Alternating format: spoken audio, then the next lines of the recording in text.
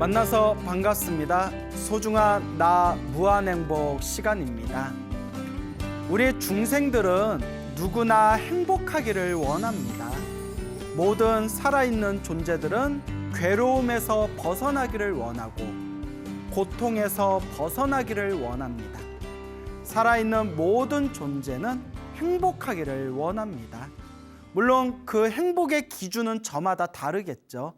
각자 행복의 기준은 다르겠지만 어쨌거나 자기들만이 원하는 자신들만의 행복을 간절히 원하고 있습니다. 근데 세상이 그렇지 못합니다. 중생들이 살아가는 세상 자체가 불만족스럽고 고통이고 괴로움이 가득합니다. 오죽하면 부처님께서는 이 윤회 세상에 일어나고 있는 모든 존재들, 그 존재들 자체가 다 괴로움의 연속이다라고까지 말씀을 하셨겠습니까? 태어나서 괴로움이고 태어나면 늙고 병들고 죽음이 기다리고 있기 때문에 괴로움입니다. 살아가면서 사랑하는 사람을 못 만나서 괴롭고 미워하는 사람을 자꾸 봐야 돼서 괴롭습니다. 구하고 싶은 게 있는데, 얻고 싶은 게 있는데, 가지고 싶은 게 있는데 구하지 못해서, 얻지 못해서, 가지지 못해서 괴롭습니다. 이와 같이 이 세상을 살아가는 우리 중생이란 존재는 몸과 마음 자체가 영원하지 못한 불완전한 존재에 불과할 뿐입니다. 그래도 이 속에서 진정한 행복을 얻기 위해서, 영원한 행복을 얻기 위해서 부처님께서 제시한 방법이 바로 마음 수행입니다.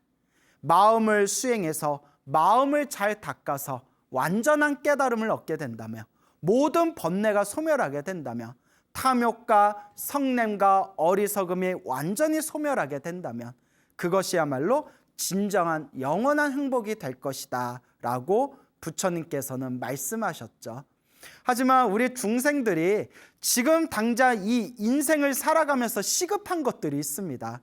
사실 머리 깎은 스님들이나 무슨 마음 공부, 마음 수행, 마음의 깨달음, 해탈과 열반, 탐진치 삼독의 소멸, 모든 번뇌망상에서 벗어남, 이런 것들을 추구하지만 대부분의 많은 사람들은 지금 당장 자기들이 해결해야 할 굉장한 시급한 일들이 많습니다.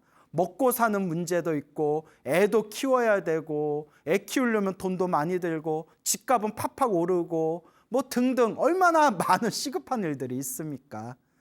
그런데 각자 사람들마다 똑같이 사람으로 태어났고, 똑같이 대한민국에 태어났고, 똑같이 서울에 살고 있다 하더라도 각자 살아가는 모습들은 저마다 다 차별이 있습니다.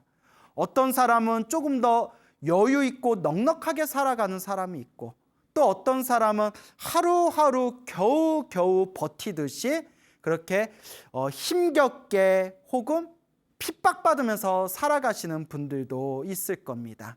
어떤 분은 건강하게 살아가시는 분들도 있고, 어떤 분은 항상 몸이 아프고 병약하게 살아가시는 분도 계실 겁니다. 어떤 분은 항상 마음이 즐거운 분도 계시겠지만 어떤 분은 하루하루가 이 마음이 지옥같이 답답하고 힘든 분들도 굉장히 많을 겁니다.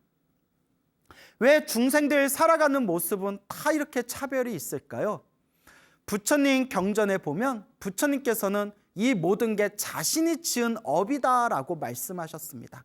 모두가 자신이 지은 업이기 때문에 항상 내가 지었던 악업을 소멸해야 되고 항상 선업을 짓기 위해서 노력해야 된다라고 부처님께서는 경전에서 누누이 말씀하셨습니다.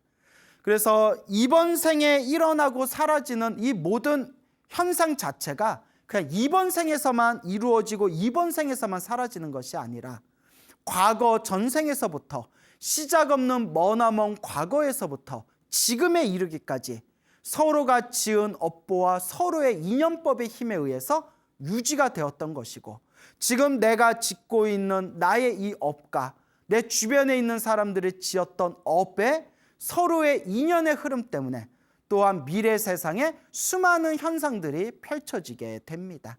그래서 부처님의 경전에 보면 이 중생들의 살아가는 이 세상은 수레바퀴와 같다면, 돌고 도는 수레바퀴와 같다면 그 수레바퀴의 가운데에 수레에 박혀있는 못이 바로 업이라고 했습니다. 수레에 박혀있는 가운데에 있는 쇠기가 바로 업이다. 이 쇠기에 의해서 바퀴가 돌고 돌고 돌듯이 이 업에 의해서 이 세상의 윤회가 끊임없이 펼쳐지고 펼쳐지고 있습니다. 이 윤회 세상 안에서 똑같이 사람으로 태어나도 조금 더 행복한 사람이 있고 조금 더 답답하고 불행한 사람들이 있습니다. 이 모든 것이 다 평등하게 행복하고 이 모든 것이 다 아무런 괴로움이 없이 모두 다 그 행복을 다 누릴 수만 있다면 얼마나 좋겠습니까? 하지만 이것은 하늘에 있는 신들조차도 인간의 운명에 개입할 수가 없다고 합니다. 왜냐? 자신이 지은 업은 자신이 받아야 되기 때문입니다. 부처님께서도 관세음보살님께서도 지장보살님께서도 그렇게 중생들을 제도하고 중생들의 고통과 괴로움을 소멸시키고 중생들을 영원한 행복의 길로 이끌어주고 싶어도 그게 불보살님 마음대로 되지 않는다고 합니다. 왜냐? 자기가 지은 업은 자기가 받기 때문입니다. 그래서 불교에서는 부처님이 아무리 중생들을 제도하고 싶으셔도 아무리 보살님들, 수많은 보살님들, 관세음보살님과 지장보살님 같은 그런 훌륭한 성인들께서 우리를 제도하고 싶어 하셔도 내 스스로 닦지 않으면 불보살님이 나를 구제하지 못한다라는 그런 말이 우리 불교에서는 전해지고 있습니다.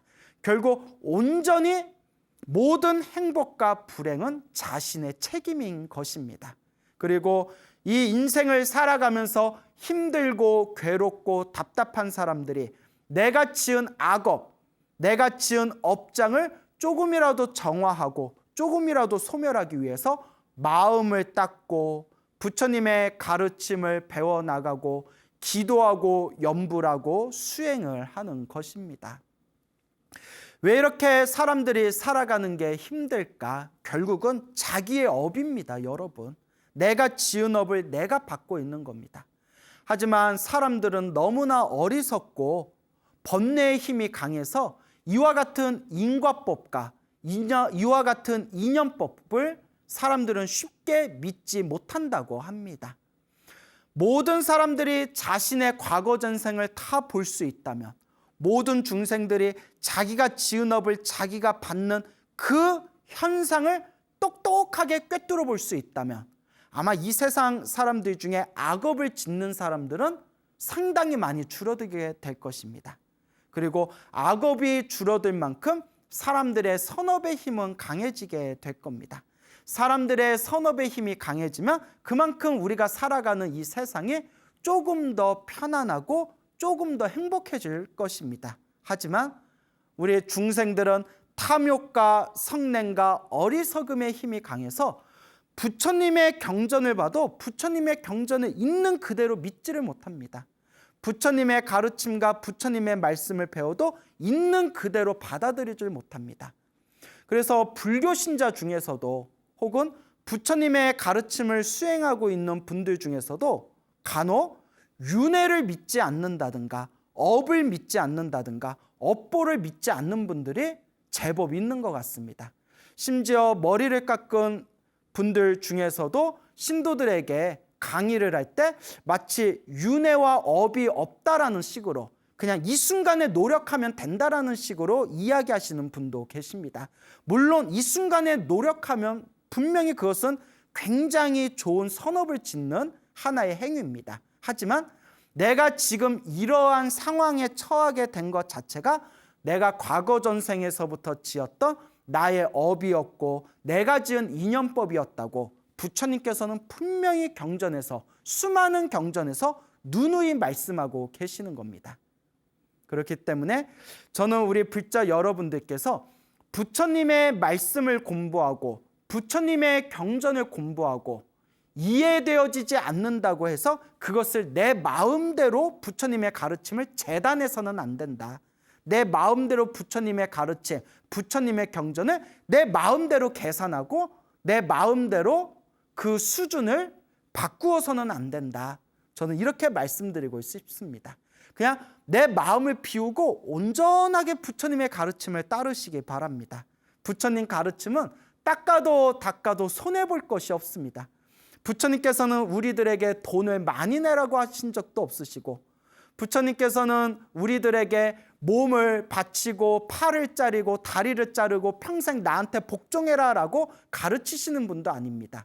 부처님께서는 온전하게 네 복은 네가 지어야 된다. 복과 선업과 공덕을 쌓아라. 네 마음을 잘 닦아라. 마음 닦는 법을 가르쳐 주신 게 바로 부처님의 법입니다. 그래서 부처님의 가르침은 온전히 잘 닦으면 오히려 좋으면 좋았지 손해볼 것이 없습니다. 그래서 저는 항상 불자분들에게 행복해지고 싶다면 행복해질 수 있는 원인을 지어라. 행복해지고 싶다면 행복이라는 열매가 열릴 수 있는 씨앗을 심어라. 그리고 행복해지고 싶다면 복과 선업과 공덕을 쌓아라. 지금 힘들고 지금 괴롭고 지금 답답하다면 끊임없이 마음을 닦고 수행을 하고 기도를 하면서 업장을 소멸해라. 업장을 소멸해야 된다라고 간곡하게 권유하는 것입니다. 그래서 소나무를 오랫동안 시청하신 많은 불자분들께서 실제로 열심히 기도하시고 업장 소멸을 하면서 복과 선업을 꾸준히 짓다 보니까 너무나 마음이 편안해지고 너무나 주변에서 힘들고 괴로웠던 일들이 많이 잠잠해지고 또한 몸과 마음이 많이 안락해졌습니다 라고 그렇게 저한테 직접 이야기하시는 그런 불자님들이 굉장히 많습니다. 굉장히 많습니다. 그래서 우리 불자님들 힘들고 괴롭고 답답할 때일수록 기도해야 됩니다. 힘들고 괴롭고 답답할 때일수록 복을 짓고 선업을 쌓아야 됩니다.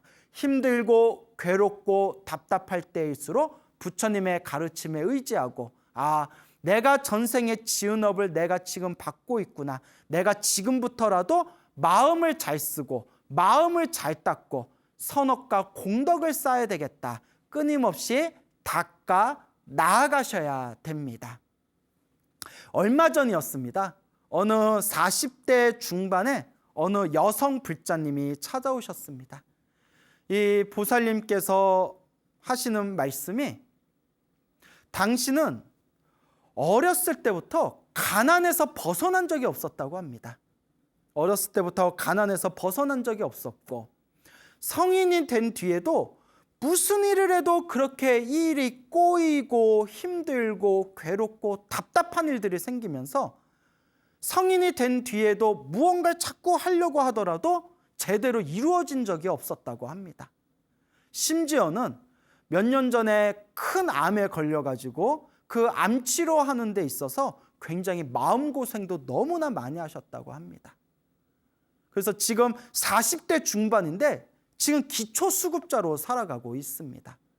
그분이 일을 하고 싶어도 지금 너무나 몸의 체력이 약화되고 또한 큰 병을 앓고 나서 치료하는 과정에서 체력이 많이 떨어졌기 때문에 일을 하고 싶어도 제대로 된 일을 찾거나 또한 일에 집중할 수가 없는 그런 상황이었던 겁니다.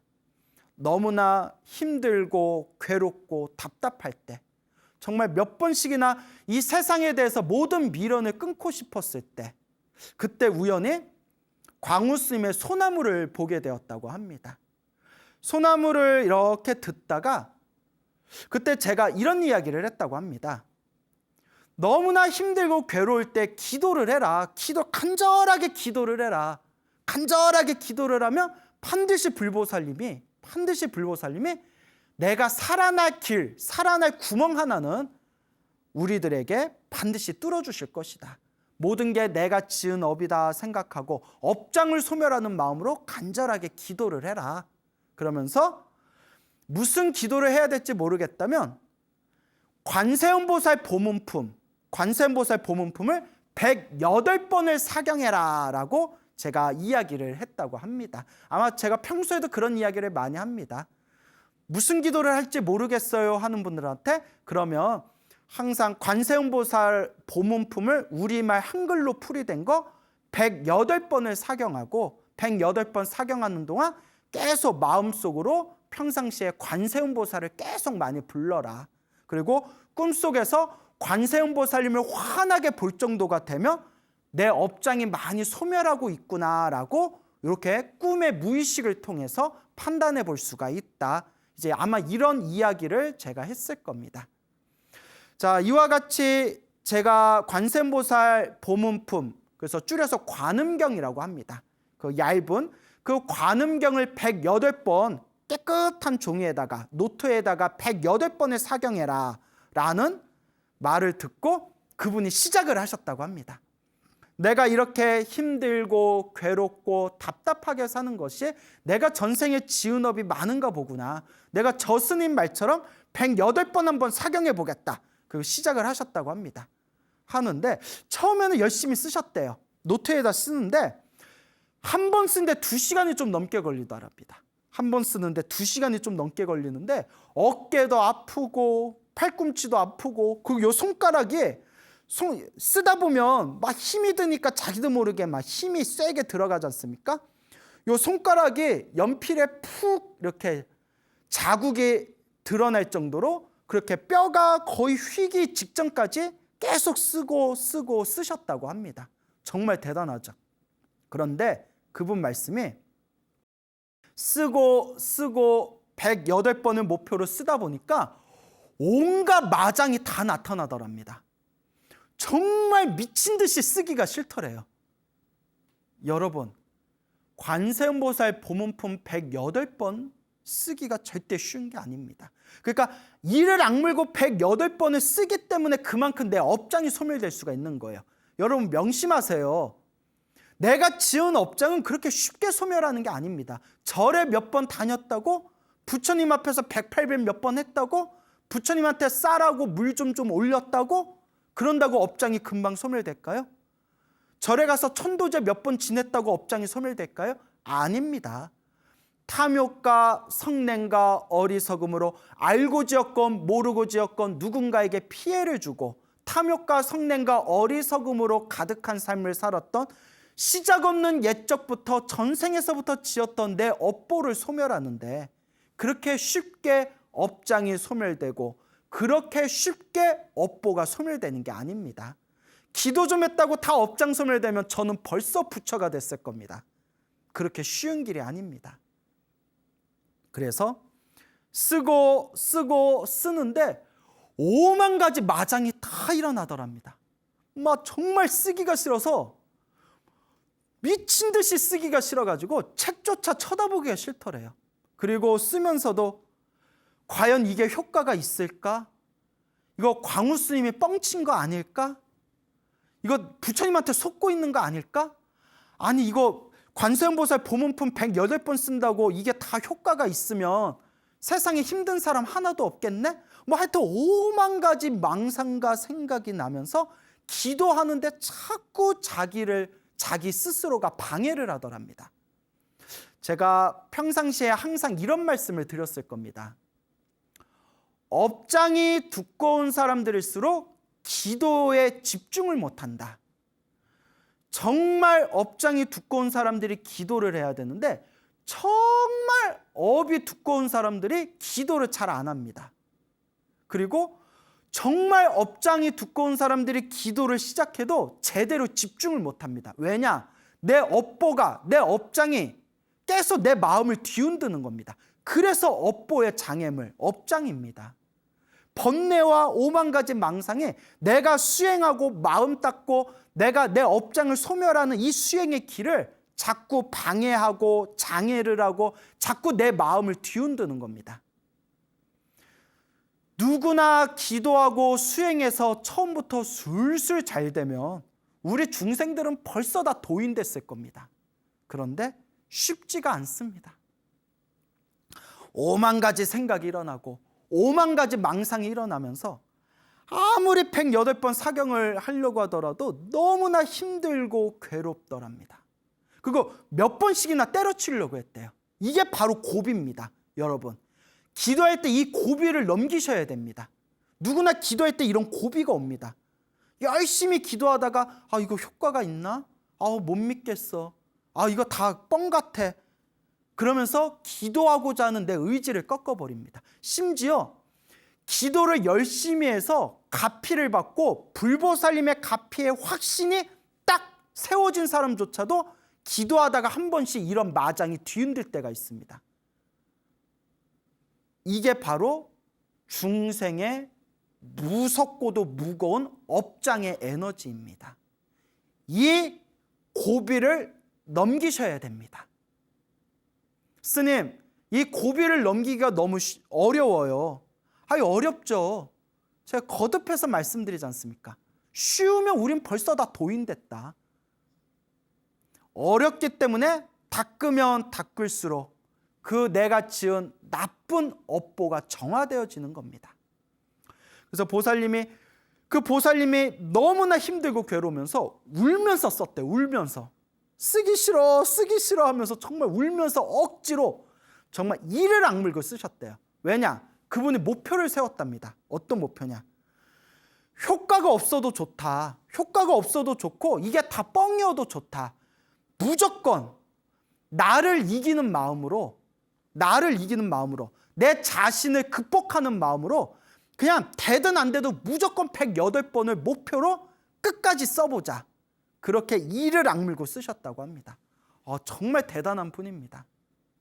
그리고 울면서 쓰기 싫어 하면서 억지로 쓰던 관세음보살 보문품 108번 사경을 마치고 난 뒤에 대성통곡을 하셨답니다. 너무 기뻐서, 너무 감격에 벅차서, 자기 자신이 너무 기특해서 내가 쓰기는 다 썼구나. 그리고 대성통곡을 하셨답니다. 그래서 그분이 저를 만나 뵙고 싶다고 할 때 코로나 사태도 있고 또 제가 이것저것 바쁜 경황에 사람들을 좀 만나기가 어려울 때 그분이 108번 사경했다는 이야기를 듣고 제가 108번 사경했는데 스님 못 뵈더라도 상관은 없고 요 108번 사경한 이 책을 어떻게 해야 되겠습니까? 라는 그런 질문을 듣고 나서 내가 만나 뵈야겠다. 도대체 어떤 분이길래 108번을 사경하셨을까? 그래서 제가 그분한테 그 시간을 내가지고 미리 약속을 잡아서 언제라도 꼭 와주십시오. 제가 한번 직접 뵙고 싶습니다. 얼마나 존경스러워요. 그분이 막 울면서 쓰셨다니까. 내가 이런 분을 안 만나면 오히려 내가 죄를 짓는 기분일 것 같더라고요. 그래서 그분을 만나 뵙게 되었습니다. 그분이 108번을 사경을 하시고 자기가 살아왔던 삶이 너무나 힘들고 괴롭고 답답하고 너무나 고통스러웠다고 말씀을 하시면서 제가 지은 업장을 참회하는 마음으로, 업장을 소멸하는 마음으로 억지로나마 108번을 사경했습니다 라고 말씀하시더라고요. 그래서 그분께 질문을 드렸습니다. 꿈에서 관세음보살님이 환하게 나타나시는 걸 보셨습니까? 꿈에서 불보살님이 환하게 나타나는 것을 보셨습니까? 여러분, 중요한 게 있습니다. 저는 수행이 어느 정도 깊어지신 분들한테는 절대 꿈에 집착하지 말라고 말씀드립니다. 절대 꿈에 집착하지 말아라. 다만 내가 기도를 하면서 업장이 소멸되어진 현상, 내가 기도하고 수행하면서 내 선업이 점점 늘어나고 있는 그런 현상을 꿈에서 유추해 볼 수 있다는 게 밀교경전에 나옵니다. 여러분, 저는 항상 우리 불자 여러분들한테 무언가 법문을 하거나 설법을 할 때 최대한 부처님 경전에 근거를 둬서 저는 설법하려고 노력합니다. 그래서 꿈에는 집착할 필요가 없지만 제가 업장 소멸을 위해서 기도하는 분들한테 그런 꿈 얘기를 여쭤보는 거는 밀교에 있는 경전의 가르침을 근거로 삼아서 제가 이렇게 이야기를 풀어나가는 것이죠. 하지만 꿈에 집착할 필요는 없습니다. 다만 그 보살님에게 108번 사경하면서 꿈에서 관세음보살님이 환하게 나타나는 걸 꿈에서 보셨냐? 그는 내 잠재의식, 내 무의식에 저장되어져 있는 나쁜 에너지들이 정화되면서 그렇게 불보살님 같은 위대하신 성인의 모습을 꿈에서 이렇게 보는 경우가 있기 때문입니다. 그분이 제가 업장이 두꺼워서 그런지 못 봤습니다 이러더라고요. 못 봤습니다. 그래서 제가 보살님, 웬만한 사람들은 관세음보살 보문품 108번 사경할 정도 되면 웬만한 사람들은 꿈에서 관세음보살님을 보통 친견을 합니다. 근데 보살님이 이렇게 열심히 사경을 했는데도 꿈에서 불보살님의 환한 모습을 잠재의식에서 보지 못했다는 것은 보살님이 정말 전생에 업이 좀 두꺼웠나 봅니다 하니까 제 말이 기분 나쁘더라도 보살님이 정말 전생에 업이 두꺼웠던 것 같습니다. 그러니까 요 보살님이 인정을 하시더라고요. 아유 스님, 예, 인정합니다. 제가 인정합니다 라고 말씀을 하시더라고요. 그러면서 대화를 하면서 대신 그분이 꿈에서 스님 꿈은 많이 꿨더라고요. 스님 꿈을 꾸면서 어딘가 진흙에 막 빠졌는데 스님이 구해주는 꿈, 뭐 구출해주는 꿈, 이런 꿈들은 꾸셨더라고요. 그래서 제가 말씀드렸죠. 바로 그겁니다. 꿈속에서 스님들이 나타나서 이렇게 힘들고 곤란한 상황에 빠져 있을 때 이렇게 구해주시는 꿈 자체가 내 나쁜 업장이 정화되고 있다는 잠재의식의 하나의 상징적 표현입니다. 밀교경전에 보면 그런 내용들이 나오거든요. 그래서 이제 그렇게 말씀을 드리면서 그래도 보살님, 꿈에서 불보살님이 환하게 보일 때까지 더 열심히 기도하셔야 됩니다 라고 했더니 예 스님 그러겠습니다 라고 답변하시더라고요. 그래서 제가 그분께 이제 질문을 했죠. 기도하면서 어떻게 스스로 가피를 받았다고 생각을 하십니까? 제가 평상시에 불자들한테 너무 힘들고 괴로울 때 관세음보살 보문품 108번을 쓰면 정말 내 힘들고 괴로운 게 점점 가라앉는 걸 느끼게 될 것이다 라는 이야기를 평소에 했는데 그걸 체험하셨습니까? 라고 여쭤보니까 그분의 말씀이 스님, 저는 이제 불보살님의 가피를, 불보살님의 은혜를 절대 의심하지 않습니다.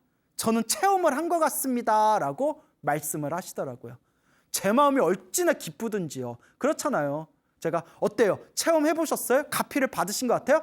아이 가피는 개뿔 그냥 오가피차나 마셨어요. 뭐 이래버리면 제가 얼마나 민망하겠어요.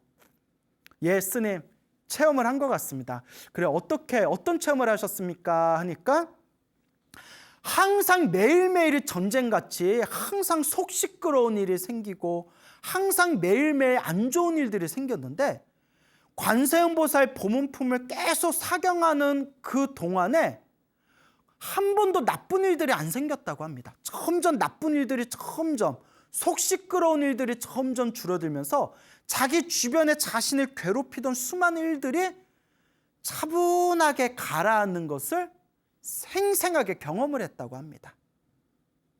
그리고 정말 108번 사경하면서 무슨 자기가 엄청난 로또에 당첨이 되었다거나 기적같이 무슨 하늘에서 무슨 황금 덩어리가 떨어졌다거나 이런 거는 없었지만 점점 자기를 힘들게 했던 주변 일들이 점점 안정되고 편안해지고 그리고 알게 모르게 조금씩 좋은 일들이 생겼다고 합니다. 흔히 말하는 행운이라고 부를 만한 좋은 일들이 조금씩 생기면서 정말 보이지 않는 무언가가 나를 도와주는 것 같다라는 느낌을 확연하게 받았다고 합니다. 바로 그게 가피죠. 그러면서 제가 질문을 던졌습니다. 보살님이 기도를 시작할 때 보살님이 이루고 싶은 게 만약에 10점이었다면 10점 만점 중에서 기도를 마치고 난 뒤에 만족감이 내가 불보살님의 가피를 받은 것 같다라고 느껴지는 만족감이 10점 만점 중에서 몇 점 정도 되는 것 같냐 점수로 한번 찍어봐라 했더니 7점은 넘는 것 같습니다 라고 하더라고요. 7점은 넘는 것 같습니다. 여러분 생각해 보세요. 기도하기 전에 너무나 힘들고 괴롭고 답답한 사람이 자기가 기도를 하면서 얻고 싶은 만족감에 10점 만점 중에서 7점을 얻었다는 것은 그건 대단한 겁니다, 여러분. 70%의 확연한 만족감에 가피를 얻게 되었다. 그러니까 뭐 당장 눈에 보이는 엄청난 부귀영화를 누린 건 아니지만 자신을 힘들고 괴롭혔던 그런 상황들이 편안해지고 안정되는 것을 분명히 느끼고 그런 자그마한 어떤 자기를 도와주는 듯한 그런 행운의 징조를 확연하게 체험하였다라고 말씀하시더라고요. 그래서 제가 너무나 잘하셨습니다, 보살님. 108번 사경하는데 얼마나 힘드셨겠습니까? 정말 잘하셨습니다 라고 칭찬을 드렸죠. 근데 그분이 아직도 업이 두꺼운 것 같더라고요. 전생에 도대체 어떤 업을 많이 지었는지 아직도 닦아야 될 게 많더라고요. 근데 다행히 그분이 그걸 인정하시더라고요. 예, 스님, 저는 좀 많이 닦아야 될 것 같습니다. 제가 제 업이 두껍다는 걸 인정합니다. 그래서 그분께서 스님, 그래서 말인데 제가 앞으로 무슨 기도를 더 하면 되겠습니까? 라고 해서 보살님, 108번 관음경 사경할 정도면 이제 법화경 사경하십시오 라고 하면서 제가 한글로 풀이된 한글 법화경 두꺼운 걸 이렇게 드리면서 묻지도 말고 따지지도 말고 무조건 50번을 사경하십시오. 50번을 사경하십시오 라고 제가 신신당부를 드렸습니다. 그래서 그분이 예, 스님 숙제다 생각하고 50번 사경하겠습니다. 여러분, 법화경 그 두꺼운 거 50번 사경하기가 쉽지 않거든요. 한 10번만 사경해도 대단한 거예요. 근데 그분은 하시리라 믿습니다. 그래서 중간에 어떤 마장이 생기더라도 이 108번 관음경을 사경하던 그 마음으로 닦고 닦고 닦으면서 이 법화경 50번 사경하는 요 숙제를 잘 마치시기 바랍니다 라고 제가 당부의 말씀을 드렸습니다.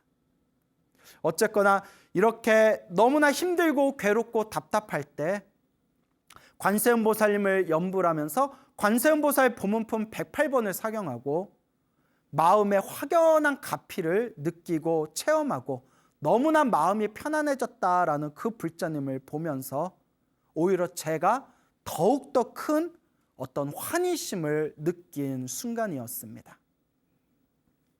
오래전 일입니다. 저와 친하게 지낸 스님이 계셨는데 이 스님에게 동생이 있었어요. 남동생이 있었는데 스님께서는 이제 머리 깎고 출가하고 오랫동안 남동생을 보지 못했다고 합니다. 보통 스님들이 이제 머리 깎고 출가하면 세속 인연하고 좀 많이 벌어지게 되거든요. 어느 날 소식을 들었는데 그 스님의 동생이 갑자기 세상을 떠났다고 합니다. 그래서 나중에 자초지종을 알아봤더니 그 칼에 찔려서 세상을 떠났다고 하더라고요. 그 강도를 만나서 뭐 이렇게 칼에 찔려서 세상을 떠났는데 좀 좋지 않은 얘기라서 자세히 말하기가 좀 그렇네요. 그래서 그렇게 좋지 못하게 세상을 떠난 남동생을 생각하니까 스님의 마음이 너무 울적한 겁니다. 그래서 스님이 남동생을 위해서 무엇을 해줄 수가 있을까 생각을 하다가 49일 동안 매일매일 그 세상을 떠난 동생을 위해서 금강경을 독송해 줬다고 합니다. 매일매일 금강경을 독송해 주고 40불공 때마다 세상을 떠난 동생의 극락왕생 발원을 위해서 항상 축원을 올렸다고 합니다. 매일매일 금강경을 읽어주고 매일매일 40불공 때마다 스님들이 항상 이렇게 축원문을, 신도도 축원문을 읽어주지 않습니까? 그래서 세상을 떠난 동생의 극락왕생을 발원해 줬는데 49일이 다 될 때쯤에 스님께서 꿈을 꾸셨다고 합니다. 꿈을 꿨는데 저 멀리서 동생이 이렇게 걸어오더랍니다. 동생이 걸어오는데 느낌이 이상해서 이렇게 쳐다보니까 동생 배에 이렇게 칼이 꽂혀져 있더랍니다. 그걸 보고 스님이 울컥한 거예요. 울컥? 얼마나 아플까? 그러면서 스님이 동생을 이렇게 안아줬답니다. 배에 칼이 꽂힌 동생을 싹 안아줬대요. 토닥 토닥 하고 안아주는 순간 동생의 배에서 칼이 쑥 빠지더랍니다. 배에 꽂혀 있던 동생의 칼이 쑥 빠지더니 동생이 환한 미소를 지으면서 즐거운 표정으로 저 하늘로 사라지는 꿈을 꿨다고 합니다.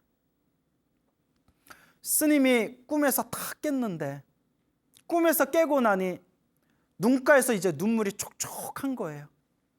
그러면서 좋은 데 갔겠구나, 좋은 데 갔겠구나 라는 생각이 들더랍니다. 그래도 그 동생분이 전생에 한 가닥 복은 있어서 이렇게 기도 열심히 하는 스님을 형으로 만나 비록 마지막에 좋지 못한 상황 속에서 세상을 떠났지만 마지막 가는 저승길이 그래도 스님이었던 형 덕분에 마지막 저승길은 편안하지 않았을까 생각을 해봅니다. 우리 중생들이 살아가다 보면 이와 같이 힘들고 괴롭고 답답한 일들이 많습니다. 인생이 참 내 뜻대로 펼쳐지지를 않습니다. 이럴 때 우리 불자들이, 우리 수행자들이 의지할 수 있는 길은 결국 수행밖에 없습니다, 여러분. 행복도 불행도 내가 지은 업이라고 했을 때, 좋은 일도 나쁜 일도 내가 지은 인연법이라고 했을 때, 너와 나의 만남이란 것이 시작 없는 옛적부터 꼬이고 이어지고 이어져 온 서로의 인연법이라고 했을 때 그것을 풀 수 있고 그것을 닦을 수 있고 그것을 정화할 수 있는 방법은 무엇일까요? 결론은 수행입니다. 정답은 수행입니다. 해답은 수행입니다. 힘들고 괴롭고 답답하십니까? 수행하시기 바랍니다. 기도하시고 염불하시고 사경하시고 절을 하시고 복과 선업과 공덕을 쌓으시기 바랍니다. 살아가면서 일어나는 모든 괴롭고 힘든 일이 생겼을 때 내가 더 닦아야 되겠구나, 내가 아직도 많이 부족하구나 라고 자신의 마음을 비추어 가면서 그렇게 닦아 나아가시기 바랍니다. 세상이 너무나 혼란스럽습니다. 이와 같이 혼란스러운 시대에 과연 우리 불자는 어떠한 마음을 가져야 할까요? 결국은 마음 수행입니다. 내 마음을 닦는 마음 공부야말로 이 혼란한 시대를 잘 헤쳐나갈 수 있는 가장 중요한 방법이 될 것입니다. 그래서 저는 불자분들에게 항상 이와 같이 요새 강조를 합니다. 여러분, 진정한 불자라면 무슨 기도를 하든 무슨 수행을 하든 마지막에 반드시 사홍서원을 발언하시기 바랍니다라고 제가 항상 강조드립니다. 우리 세상의 수많은 불자님들 중에서 절에 다니시는 분들 중에서 대부분 많은 불자님들은 자신의 개인적인 욕망만을 위해서 절에 다니시는 분들이 많습니다. 저 돈 많이 벌게 해주세요. 남편 사업 잘 되게 해주세요. 장사 잘 되게 해주세요. 우리 자식 잘 풀리게 해주세요. 평생 절에 다니면서 부처님한테 바라는 게 내 개인적인 욕망입니다. 이것은 진정한 불자가 아닙니다, 여러분. 그래서 항상 불자님들에게 제가 당부드리는 게 어떤 기도를 하든 부처님께 어떤 소원을 빌든 마지막에는 반드시 사홍서원으로 마무리해라. 사홍서원. 모든 중생을 제도하겠습니다. 모든 번뇌를 끊겠습니다. 모든 법문을 배우겠습니다. 반드시 불도를 이루겠습니다. 모든 중생 다 함께 성불하여 지이다라는 이 사홍서원의 가르침이 우리를 진정한 괴로움의 소멸과 진정한 행복의 길과 모든 중생이 안락할 수 있는 진정한 깨달음의 길로 우리를 인도해 줄 겁니다. 힘들고 괴롭고 답답한 세상에 유일한 정답은 수행입니다. 그리고 어떤 수행을 하든 항상 마음으로 사홍서원을 발언하는 불자가 되시기를, 그리고 사홍서원을 발언하는 불자를 이 우주법계 불보살님들이 다 함께 기뻐하시고 다 함께 칭찬하신다는 것을 꼭 명심하시길 바랍니다. 여러분, 행복해지고 싶습니까? 행복한 삶을 창조하고 싶습니까? 복을 지으십시오. 선업을 지으십시오. 공덕을 쌓으십시오. 복과 선업과 공덕의 힘이 여러분들을 진정한 행복의 길로 이끌어 줄 것입니다. 여러분, 성불하십시오.